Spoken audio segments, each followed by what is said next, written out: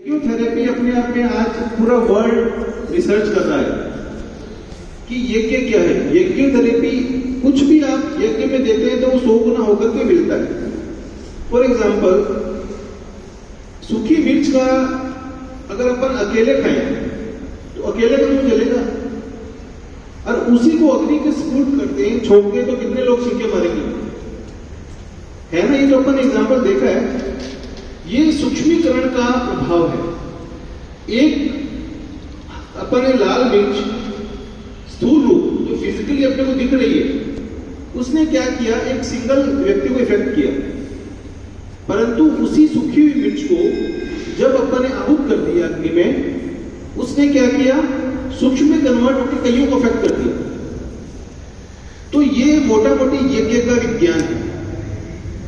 लोग कहते हैं आप वेस्ट कर रहे हो एक करके, ये वेस्ट कर रहे हो, ये वेस्ट कर रहे हो, ये सब निरर्थक बातें हैं। महर्षि याज्ञवल्क्य जी ने बहुत रिसर्च करके ये बताया कि कोई भी ऐसी बीमारी नहीं है जो यज्ञ के माध्यम से सही ना हो सके। एग्जाम्पल दे रहा हूं, भगवान ना करे कोई व्यक्ति बीमार होता है तो सबसे पहले उसको क्या देते हैं डॉक्टर, टैबलेट, ये टैबलेट लो। उससे भी नहीं कंट्रोल में आता, नेक्स्ट आता सीधा ब्लड में इंजेक्शन देते हैं। लास्ट में कंट्रोल नहीं आता, मान लो किसी व्यक्ति को बेहोश कर रहे हैं, ऑपरेशन नहीं कर रहे हैं, तो उसको क्लोरोफॉर्म सुंघा करके बेहोश कर दो। मीन्स फास्टेस्ट मोड जो है वो कौन सा है, फ्यूम्स, जो सूक्ष्मीकरण है, जो एयर है, वो फास्टेस्ट मोड है। तो यज्ञ की जो भी ये प्रक्रिया है उसी से संचालित है। यज्ञ के अंदर जो अपन पदार्थ यूज करते हैं, वो पदार्थ के ना सूक्ष्म में जाकर के अपने को बहुत बेनिफिट करते हैं। एक रिसर्च में बताया गया है कि जहां हवन होता है, एक हवन का इफेक्ट 1 महीने तक रहता है। उसमें 99% तक बैक्टीरियल फॉर्मेशन 1 महीने तक नहीं होता। मतलब वहां बैक्टीरियल फॉर्मेशन हो ही नहीं सकता जहां हवन होता है। इसी का एक छोटा रूप अपन ने गायत्री परिवार ने किया है, उसको बोलते हैं बलि वैष्णवी यज्ञ। एक छोटी सी ताम्र पात्र की एक प्लेट आती है, उसमें माताएं बहनें क्या कर सकती है, जैसे अपने पहले पुरानी लोग माताएं बहनें क्या करती थी, अग्नि जिमाती थी। पहला ग्रास चूल्हे में अग्नि को दिया जाता था। वो एक हवन का बहुत छोटा प्रारूप है। उसी का ही एक छोटा सा प्रारूप ये बलि वैष्णवी यज्ञ है। छोटी सी ताम्र प्लेट आप कैसे भी ले लें, उसके अंदर क्या है ना, गायत्री मंत्र बोलते हुए 5 आहुतियां दे दें। किसकी, एक छोटा सा टुकड़ा, उसमें घी लगाओ, हल्का सा दूध, अपने को कुछ नहीं करना, उसको गैस के ऊपर रखना, उस ताम्र पात्र को उस पर रख देना, वो हवन हो गया। उसी से आपका जो ये बैक्टीरियल फॉर्मेशन नहीं होगा। अगर बड़े लेवल पे करना चाहें तो बड़े लेवल पे भी हवन हो सकता है। घर पे आप हर महीने एक दिन कर लें। लिटरली बोल रहा हूं, आपके घर में बीमारियां आ ही नहीं सकती। और जो गायत्री जप करता है उसमें तो महाकाल का आश्वासन है कि अकाल मृत्यु तो हो ही नहीं सकती। गायत्री महामंत्र बेसिकली साइंस ने बोला है कि इस ब्रह्मांड की उत्पत्ति नाद से है। अपन जो भी बोलते हैं वो अगर कोई साइंस का स्टूडेंट है समझ पाएगा, 0.3 से 3.4 किलोहर्ट्ज के बीच में फ्रीक्वेंसी रहती है, और अपने कान 20 किलोहर्ट्ज तक ही सुन सकते हैं, उससे ज्यादा अपन सुन नहीं सकते। परंतु नेचर में गुरुदेव ने लिखा है, शब्द ब्रह्म नाद ब्रह्म, एक उनकी बुक है, वांग्मय है, उसके अंदर स्पष्ट लिखा है कि nature automatic frequency up conversion करती है। जो अपन ने बोला वो लास्ट में लाइट में कन्वर्ट होकर यूनिवर्स में ट्रांसमिट हो रहा है। अब इसी से विचार शक्ति जुड़ी। जैसे मान लो कोई, फॉर एग्जाम्पल, अगर मान लो कोई व्यक्ति आपको अच्छे शब्द बोलता है, अपना दिल खुश होता है ना, और कोई गाली दे तो गुस्सा आता है। तो ये शब्दों का प्रभाव है। तो अपने ऋषि मुनियों ने बहुत रिसर्च करके गायत्री मंत्र को निकाला है। ये जो 24 शब्द है ना, ये 24 शक्तियां हैं। दत्तात्रेय ने 24 गुरु बनाए, तो वो सारे 24 में एक बहुत बड़ा वो है, अपना ऋग्वेद के सारे ऋचाएं, सारे इस 24 जो शब्द है ना, उसी को व्याख्या करने में लगी हुई। तो ये इतना जबरदस्त वाइब्रेशन है। साइंटिस्ट ने बताया है, अपनी जो ये लाइट होती है इसका वाइब्रेशन कितना होता है 50 हर्ट्ज से 50 वाइब्रेशन पर सेकंड है, और झटका कितना जोर का देती है, करंट लगता है ना। साइंटिस्ट ने बोला है गायत्री मंत्र के वाइब्रेशन 1.35 लाख पर सेकंड है, 1.35 लाख कंपन प्रति सेकंड। सच डिमांडेड एनिमल, बहुत ज्यादा एनर्जी जनरेट होती है इससे। ऐसा बोला जाता है कि मतलब परमाणु बम है ना, उससे भी ज्यादा शक्ति गायत्री महामंत्र में। रिसर्च का विषय है, चल रहा है और चल रहा है आगे भी। अपने ब्रह्मवर्ष रिसर्च इंस्टीट्यूट है, वहां पर काफी रिसर्च हुआ है इसके बारे में। तो एक बार वर्ल्ड लेवल पे हुआ था रिसर्च, उसमें इसमें इलेक्ट्रोड्स लगाए बॉडी पर, जहां जहां अपनी ग्रंथियां होती हैं उसमें इलेक्ट्रोड्स लगाए, और सामने वो इलेक्ट्रोड्स एक ह्यूमन बॉडी है, उस पर वो एलईडीज लगाई गई कि कितने वाइब्रेशन से वो सारी एलईडीज को जला देगा, मतलब वो परफेक्ट वो है। तो कोई वेस्टर्न स्टाइल का पॉप म्यूजिक लाया, कोई कुछ लाया, कोई कुछ लाया। जब गायत्री महामंत्र बोला गया, उससे वो सारी एलईडीज ग्लो की। तो कहने का मतलब है जो भी शब्द अपन बोलते हैं वो शक्ति है, वो ब्रह्मांड, उससे ब्रह्मांड की उत्पत्ति उसी नाद से हुई। अब आप आइए विचार शक्ति।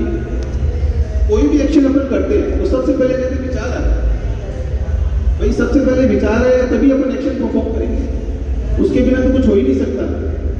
तो आपने कई बार अनुभव किया होगा, जो चीज आप बोलने वाले होते हैं वही सामने वाला बोल देता है। यार आपने तो मेरे मुंह की बात छीन ली, बोल देते हैं ना, कॉमन फिनोमिना है, ये कोइंसिडेंटल नहीं है, क्योंकि आप जो सोच रहे हो ना कंटिन्यूसली वो ट्रांसमिट होता जा रहा है, आपको पता नहीं है, यूनिवर्स में ट्रांसमिट होता जा रहा है।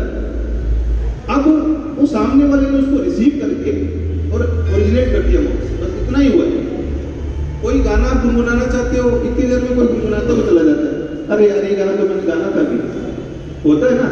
ये कोइंसिडेंस नहीं है, ये क्या है, ये बेसिकली सब लॉजिकल चीजें हैं। अब विचार का प्रभाव इतना जबरदस्त है, नेचर को कुछ नहीं पता आप अच्छा सोच रहे हो या बुरा सोच रहे हो, नेचर आपके विचारों के अकॉर्डिंग काम करना शुरू कर देती है। एग्जाम्पल, आपको मान लो कि फेवरेट मिठाई है, सोचा यार आज तो रसगुल्लो मिल जाए, स्वाद आ जाए, मुंह में पानी आ जाता है। तो पानी आना कोइंसिडेंस नहीं है, आपने विचार किया और उसकी कल्पना मात्र से एक्शन हो गया। तो विचारों का ये प्रभाव है। अब सोचो आप, अब ये जो विचार है ना, इसमें हर घड़ी अपने को पैरा दे के रखना, इसमें फालतू चीजें आ ही ना पाए। क्यों? क्योंकि आप जो चीज ट्रांसमिट कर रहे हो वो एनर्जी ट्रांसमिट कर रहे हो। इसको इसमें सोचे कि आप हमेशा एनर्जी ट्रांसमिट कर रहे हो। अब वो एनर्जी जाकर के अपनी जो सजाती जो विचार होते हैं ना, वो पूरी फौज लेके वापस आती है आपके पास, अकेली नहीं आती। अब गायत्री महामंत्र है, इसके ऊपर रिसर्च हुआ है कि इसकी जो वेव जाती है ना, वो ऐसे स्पाइरल जाती है और सूरज के पास जाके जो कर रहा है वापस उसके पास आती है। ऐसे ही हर शब्द का एक ओरिजिन है। तो अपनी जो भी संस्कृत है, जो भी अपने अल्फाबेट्स बने हुए हैं, बहुत लॉजिकल उससे बने हुए हैं। कोई भी ऐसी लैंग्वेज नहीं है जो अपने संस्कृत और अपनी जो कल्चर है उसके आसपास भी हो। हिब्रू एक थी, हिब्रू लैंग्वेज, उसका थोड़ा सा कॉन्सेप्ट क्या था कि एक उन्होंने प्लेट ली, उस पर रेत बिछाई, उसका कनेक्शन पाइप से किया, उस वर्ड को कम से कम 1000 बार बोला एक वर्ड। अब वो जो रेत के पार्टिकल से उन्होंने जो पोजीशन ली, वो ऐसे कैसे वर्ड उन्होंने अपनी लिपि में उठा लिया। उस समय हजारों साल पहले हिब्रू, और हिब्रू से पहले ही अपनी संस्कृत। तो आप सोचिए, हिब्रू का तो अपने को पता है, अब संस्कृत उससे भी पुरानी है, तो कितनी लॉजिकल लैंग्वेज होता क्या है, चीजें अपने को पता नहीं होती, अपने उसको बोल देते हैं तो अंधविश्वास। आपको एक बहुत छोटा सा एग्जांपल लेता हूँ, अपने लोग देवता है, अपने क्षेत्रपाल की धोख मारते हैं, रावसर पास में मारते हैं ना क्षेत्रपाल की धोख। आजकल की यंग जनरेशन बोल देती है लड़की तो डिस्क्रिमिनेशन है, ये है वो है। क्षेत्रपाल क्या है? क्षेत्र का जो रक्षक है। अब वहां पर क्या लड़कों की धोखी क्यों लगती है? उसके पीछे लॉजिक है कि बैरियर्स, जो लड़ाके हैं, लड़ेंगे कौन? लड़के लड़ेंगे। अब उन्हें मीठे चावल चढ़ते हैं, और वो मीठे चावल के पीछे भी लॉजिक है। वो अभिमंत्रित करते हैं, उसमें एनर्जी फीड करते हैं, वो बच्चों को सारी उनको खिलाते हैं युवा को, ताकि उनमें एनर्जी आ सके, वो लड़ सके, उस क्षेत्र के पालक बन सके, पाल उसको रक्षा कर सके। तो अपने को क्या है ना, चीजें पता नहीं होती, इसलिए अपने उसको बोल देते हैं अंधविश्वासी, क्योंकि अपनी बुद्धि वहां पहुंची नहीं। परंतु भगवान ने कांस्टेंट दिया है। कांस्टेंट क्या दिया है कि जो अपन सोच सकते हैं वो कर सकते हैं। हर व्यक्ति को उतना ही दिमाग दिया जितना वो कर सकता है। आप कुछ भी सोच लें, जो भी आप सोचोगे ना वो आप प्राप्त कर सकते हैं। कोई भी चीज सोच लें। आज से अभी चलो ये तो अपन बोलते हैं राइट ब्रदर्स ने आविष्कार किया है, राइट ब्रदर्स ने उससे पहले ही अपने महादेव गोविंद रानडे जी ने इसका आविष्कार किया था, एयरक्राफ्ट का, एरोप्लेन का। तो 250-300 साल पहले कोई सोच ही नहीं सकता था कि अपन ऐसे हवा में उड़ेंगे। अभी लेटेस्ट आ रहा है कि अपने रोड से परेशान हो गए, ई टैक्सी आएगी, उड़ेगी, टैक्सी उड़ेगी हवा में। आपने बस खाली कोऑर्डिनेट डालने हैं, उसमें बैठ जाना, आपको छोड़ देगी मतलब। अब ये भी कॉन्सेप्ट आ रहा है। तो मेरे कहने का मतलब है, अपनी जो विचार शक्ति है वो बहुत इंपॉर्टेंट एस्पेक्ट है। इसका मन सा कर्मा वाचा, जो मन कर्म वचन बोलते हैं ना, इससे लिंक है। मैं एयरफोर्स से हूँ तो आपको एक छोटा सा एग्जांपल दे रहा हूँ। उसके अंदर सर्विस सिलेक्शन बोर्ड होता है, जो ऑफिसर बनने के लिए जाते हैं, उसमें एसएसबी का इंटरव्यू होता है, उसमें एक पार्ट है। ये एग्जामिनेशन पैटर्न आज तक चेंज नहीं हुआ। उसका रीजन क्या है? ये आपके मन वचन और कर्म से जुड़ा हुआ कॉन्सेप्ट है। साइकोलॉजिस्ट आपकी साइकोलॉजी आपके मन को पढ़ता है। 2 मिनट लूंगा, थोड़ा सा बताऊंगा। उसके अंदर एक टेस्ट होता है, वर्ड एसोसिएशन टेस्ट होता है। वो वोकैबुलरी टेस्ट नहीं है, वो आपके सामने वर्ड फेंकेगा, जस्ट जैसे हेट बोलेगा, लव बोलेगा। अब हेट बोला, आई हेट पोल्यूशन, वैसे तो एक नेगेटिव वर्ड आता है, उसको पॉजिटिव बनाते हैं। अब 60 वर्ड आते हैं, और वो पहले 20 चेक ही नहीं करते। साइकोलॉजिस्ट पहले 20 क्यों नहीं चेक करते कि यार ये तो सोच के लिखेगा, पहले वो अच्छे सेंटेंस बनाएगा। 21वें में टाइम प्रेशर से वो साइकोलॉजी निकल के आती है। ग्राउंड टास्किंग ऑफिसर होता है, वो आपके कर्म देखते हैं फील्ड में कि ये गधा है, घोड़ा है, खच्चर है, ये जज कर लेते हैं वो लोग, ठीक है। और इंटरव्यू ऑफिसर आपको बोलते हुए देखता है। तो आप जो आपकी सोच होगी ना, उसी के अकॉर्डिंग आप एक्शन करोगे, उसी के अकॉर्डिंग आप बोलोगे, और वो आपको निचोड़ निकाल लेंगे कि हाँ ये अफसर बनने लायक बंदा है। तो मेरे कहने का मतलब है, ये मनसा कर्मा वाचा वाला जो कॉन्सेप्ट है ना, ये हर जगह लागू होता है। और विचार शक्ति एक बहुत इंपॉर्टेंट टास्क है, बहुत इंपॉर्टेंट। हमेशा पैरा बना के रखो, कुछ भी नकारात्मक नहीं आना चाहिए। अगर आपने नेगेटिव सोचा ना, उसी समय चेक, नहीं ये गलत हो गया, उसी समय चेक कर दो उसको, नहीं रोक दो, नहीं स्टॉप।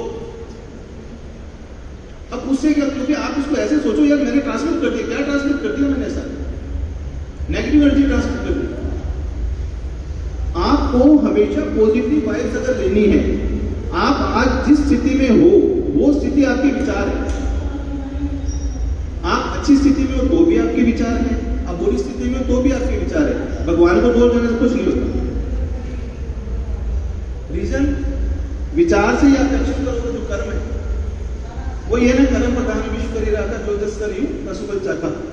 तो जो एक्शन आप परफॉर्म कर रहे हो, ये आपके आगे फ्यूचर और प्रेजेंट बन रहा है, मतलब फ्यूचर बन रहा है। तो हर विचार पर अपने को चेक करना है कि ये गलत है, ये सही है। तो मैं लिटरली बोल रहा हूँ, आपकी इतनी अच्छी पर्सनालिटी डिफाइन होगी, इतनी अच्छी पर्सनालिटी बनेगी, आपके पास लोग अट्रैक्ट होंगे।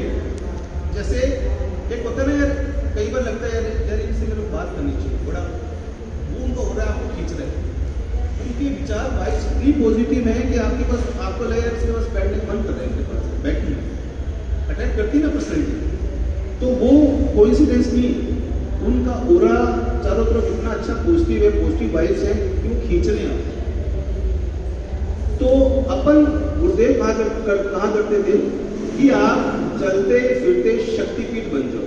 इसका मतलब क्या है कि आप एक आदर्श व्यक्तित्व बनो कि लोग आपको फॉलो करें।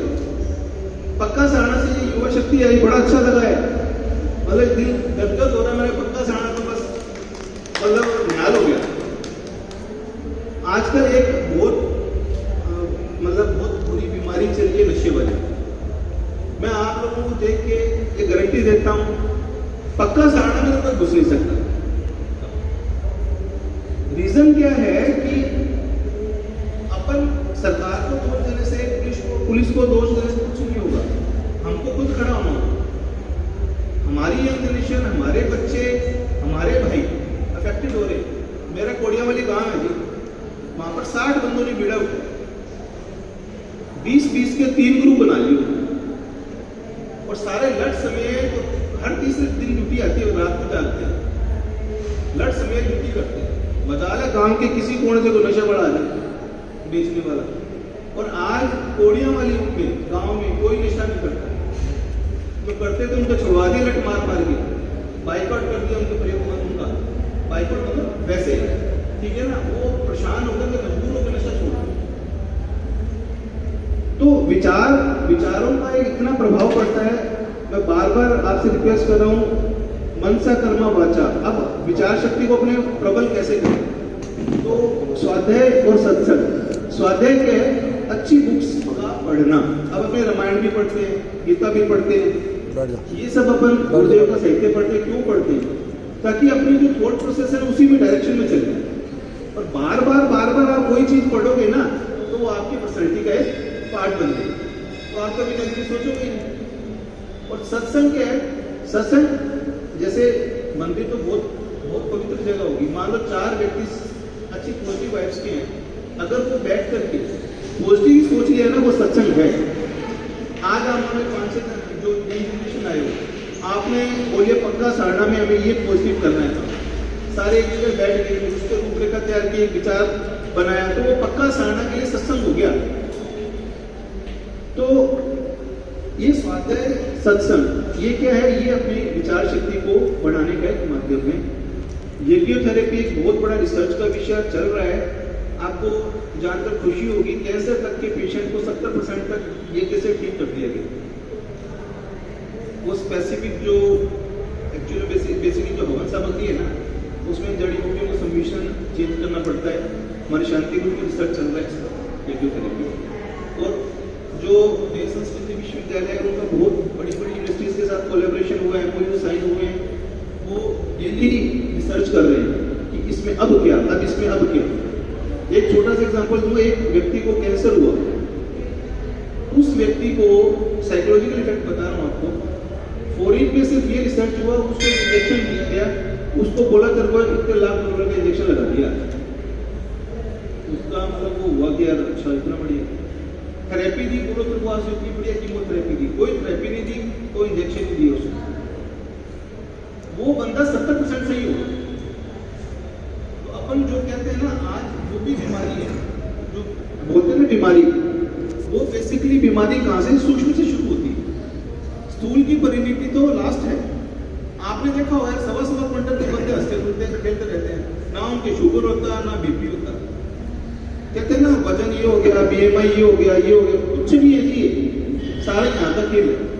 अगर आपने तनाव रखा तो आप कितने फिट हो, आप बीमार हो जाओ। और तनाव कहां से आता है? वही अगेन नेगेटिव वाइब से। मैं अपना एग्जांपल बता रहा हूँ। लॉ ऑफ अट्रैक्शन क्या है? लॉ ऑफ अट्रैक्शन आपने सुना होगा, अगर नहीं सुना था तो द सीक्रेट एक डॉक्यूमेंट्री रहस्य, वो आज देखने नाम हो गए रहस्य। लॉ ऑफ अट्रैक्शन उसमें बहुत अच्छा एक्सप्लेन किया हुआ है, द सीक्रेट, वो आप देख लेना, यूट्यूब पे अवेलेबल है। इसके अंदर क्या था कि हम घर लेने के लिए सोच रहे थे, गंगानगर में ले, कहाँ ले, क्या ले, 3 महीने से घूम रहे थे। तो मिसेज ने क्या किया, वो लॉ ऑफ अट्रैक्शन काम करके एक सीनरी थी घर में टंगी हुई, उस सीनरी के पीछे लिख दिया कि हे भगवान, मेरा घर ईस्ट फेसिंग हो, सामने गार्डन हो, चौड़ी रोड हो, ऐसे 5-6 कंडीशन लिख दी। और उसमें नीचे अपना नाम लिख दिया और मेरा नाम लिख दिया, और वो टांग दी सीनरी। टांग को दी, 1.5-2 महीने बाद जो घर लिया गया, सारी कंडीशन फुलफिल थी उसको। क्यों? क्योंकि विचार शक्ति ऐसी थी, यही लेना है, इसी तरह का लेना है, इसी तरह का लेना है।